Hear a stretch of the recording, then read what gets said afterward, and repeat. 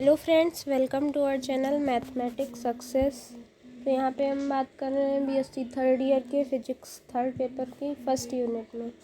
तो जो भी लोग नए हैं उन्होंने अगर हमारे पिछले वीडियोस नहीं देखे हैं तो पहले पिछली वीडियोस देखिए, दैन ये तो आपको ज़्यादा समझ में आएगा। और अगर वीडियो आपको पसंद आए तो लाइक शेयर सब्सक्राइब करिए, अपने दोस्तों में शेयर करिए। तो चलिए स्टार्ट करते हैं हम आज का वीडियो। तो आज का हमारा टॉपिक है धातुओं तथा अर्धचालकों में कार्यफलन। धातुओं तथा अर्धचालकों में कार्यफलन।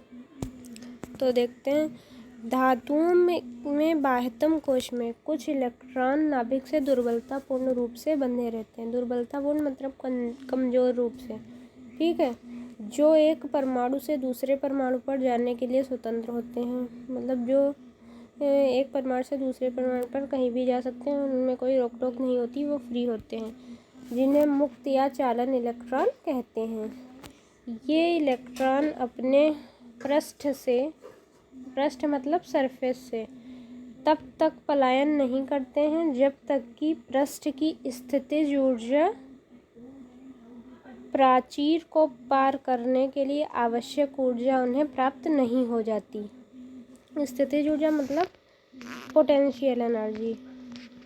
क्या कह रहे हैं, ये इलेक्ट्रॉन अपने पृष्ठ से तब तक पलायन नहीं करते, मतलब वहाँ से नहीं जाते हैं जब तक कि वो पृष्ठ की स्थितिज ऊर्जा जो पोटेंशियल एनर्जी है उसके प्राचीर को पार करने के लिए उन्हें ऊर्जा प्राप्त नहीं हो जाती है। ठीक है, आगे देखते हैं।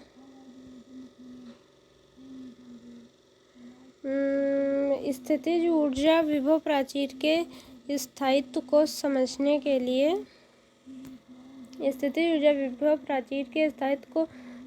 के लिए हमें एक इलेक्ट्रॉन कूप लेते हैं। ठीक है, एक धातु के अंदर एक विभव कूप किसी भी दिशा में किसी भी कुल बल का अनुभव जो है वो नहीं करता है, क्योंकि इनके चारों ओर परिवेश में उपस्थित धनात्मक आवेश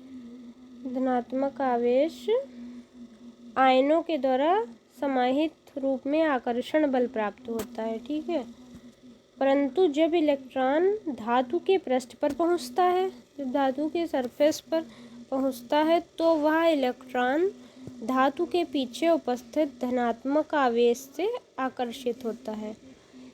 अगर आप लोग प्रॉपर्ली इसके नोट्स बनाएंगे और पढ़ेंगे तो आपको ज़्यादा फ़ायदा मिलेगा एग्ज़ाम के टाइम में। तो ये जितना भी हम आपको पढ़ाते हैं ये डेली का डेली आप लिख के नोट्स बनाते रहिए, तो इससे आपको बहुत ही ज़्यादा हेल्प मिलेगी एग्ज़ाम के टाइम में। आगे देखते हैं, इलेक्ट्रॉन के पास इस आकर्षण को अप्रभावी करने के लिए पर्याप्त ऊर्जा नहीं होती है तथा वह धातु के पृष्ठ से पलायन नहीं कर पाता है।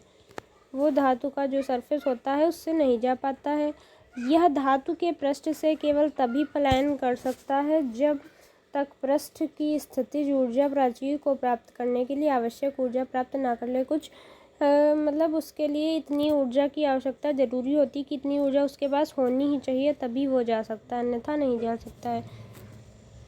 आगे देखते हैं, इसके लिए इलेक्ट्रॉन की गतिज ऊर्जा पृष्ठीय स्थितिज ऊर्जा प्राचीर से अधिक होनी चाहिए।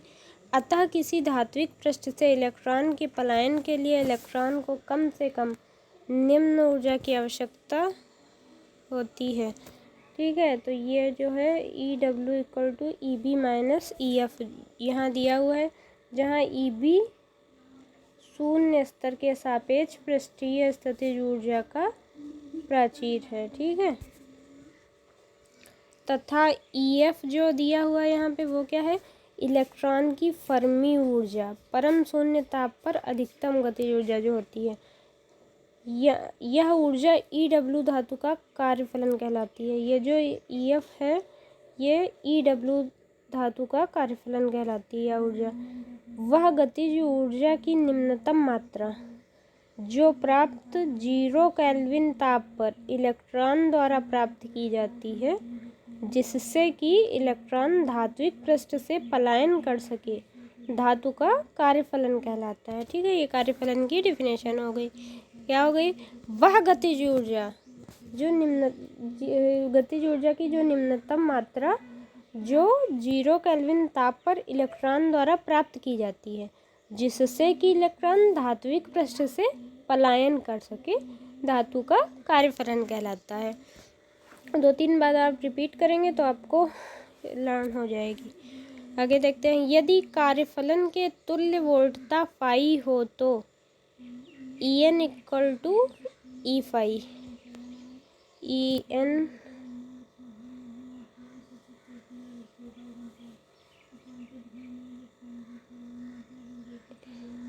इक्वल टू स्मॉल ई, अब ये फाई, ठीक है। तो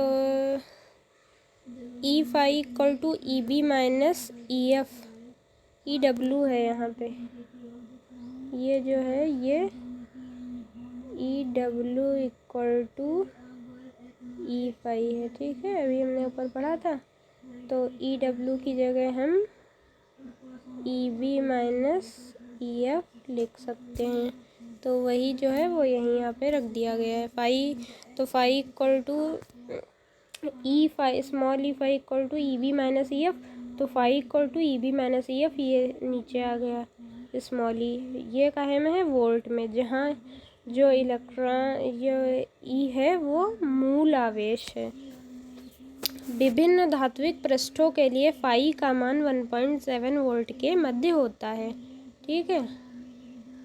इस प्रकार धातु का कार्यफलन वह निम्नतम ऊर्जा है जिसको प्राप्त करके वह निर्वात से पलायन कर सके।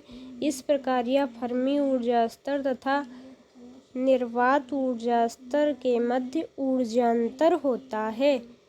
इसी प्रकार अर्धचालकों में भी एक कार्यफलन होता है। अभी तक हम चालक की बात कर रहे थे, अभी ये हमारा अर्धचालक। अर्धचालकों में भरे हुए संयोजी बैंड तथा प्राप्त चालन बैंड के मध्य एक वर्जित ऊर्जा अंतराल या बैंड होता है, जिसका मान इलेक्ट्रॉन के लिए 1.12 इलेक्ट्रॉन वोल्ट तथा जिसका मान SI के लिए, SI मतलब सिलिकॉन के लिए, और ये जर्मेनियम के लिए 0.72 eV होता है। यह ऊर्जांतर बहुत संकीर्ण होता है तथा इलेक्ट्रॉन को निम्न भरे हुए संयोजी बैंड से रिक्त चालन में ऊष्मीय ऊर्जा द्वारा उत्तेजित करके पहुंचाया जा सकता है। अर्धचालकों के लिए निर्वात स्तर तथा चालन बैंड के लिए निचले स्तर के मध्य ऊर्जांतर बंधुता इलेक्ट्रॉन बंधुता कहलाती है। अर्धचालकों के लिए निर्वात स्तर तथा चालन बैंड के निचले स्तर के मध्य ऊर्जांतर इलेक्ट्रॉन बंधुता कहलाती है। तो हमारा ये टॉपिक क्लियर हो गया, धातुओं तथा अर्धचालकों में कार्यफलन। तो आप लोग इसको नोट कर लीजिएगा, और कल हम कौन सा टॉपिक पढ़ेंगे? धातु तथा अर्धचालकों के मध्य संधि। कल का ये हमारा टॉपिक रहेगा। आज हमने इतना पढ़ा, इतना आप एक बार लिख करके रिवाइज करिएगा तो आपको आसानी से लर्न हो जाएगा। और अगर आपको वीडियो पसंद आया है तो लाइक करिए, चैनल को सब्सक्राइब करिए। Thank you for watching. जय हिंद, जय भारत।